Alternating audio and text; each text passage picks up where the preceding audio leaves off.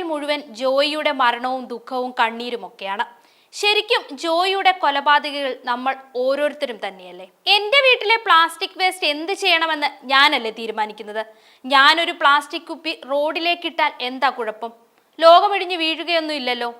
എനിക്ക് സൗകര്യമുണ്ടെങ്കിൽ ഹരിതകർമ്മസേനയ്ക്ക് പ്ലാസ്റ്റിക് കൊടുക്കും, കൊടുത്തില്ലെങ്കിൽ എന്താ കുഴപ്പം?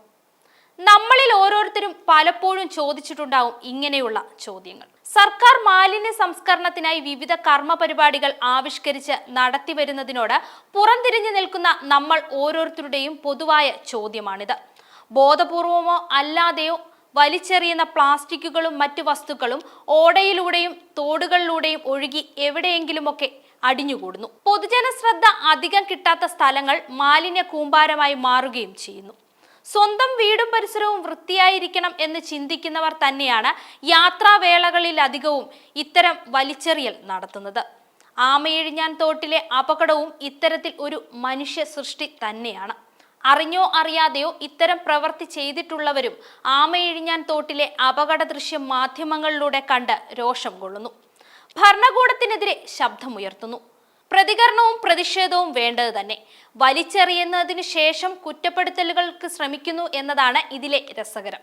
മാലിന്യം വലിച്ചെറിഞ്ഞ് പ്രതിസന്ധി സൃഷ്ടിച്ച പൊതുസമൂഹത്തിന് ഉത്തരവാദിത്വത്തിൽ നിന്ന് ഒഴിഞ്ഞു മാറാനാകില്ല. കേരള സർക്കാർ ആവിഷ്കരിച്ച ഹരിതകർമ്മസേനയോട് സഹകരിക്കാൻ വിസമ്മതിക്കുന്ന നിരവധി പേര് ഇപ്പോഴുമുണ്ട്. യൂസർ ഫീ നൽകുന്നതിനുള്ള വിമുഖത കാരണം പ്ലാസ്റ്റിക് നൽകാതിരിക്കുകയും കത്തിക്കുകയും ഒക്കെ ചെയ്യുന്നതിനെതിരെ തദ്ദേശ സ്ഥാപനങ്ങൾ സർക്കാർ നിയമമനുസരിച്ച് നടപടി സ്വീകരിച്ചു വരുന്നു എന്നത് എല്ലാവർക്കും ബോധ്യമുള്ള കാര്യമാണ്. ആമയിഴിഞ്ഞാൻ തോട്ടിലെ അപകടം നമ്മുടെ ഉത്തരവാദിത്വ രഹിതമായ പ്രവർത്തികളുടെ ആഴം നമ്മെ ബോധ്യപ്പെടുത്തുന്നു. വലിയൊരു ദുരന്തത്തിന്റെ വേദനയിലാണ് ഇപ്പോൾ നമ്മൾ. ഇനിയെങ്കിലും വലിച്ചെറിയാതിരിക്കുക. അജൈവ മാലിന്യം ഹരിതകർമ്മ സേനയ്ക്ക് കൈമാറുക. ഓരോ ജീവനും വിലപ്പെട്ടതാണെന്ന് ഓർക്കുക.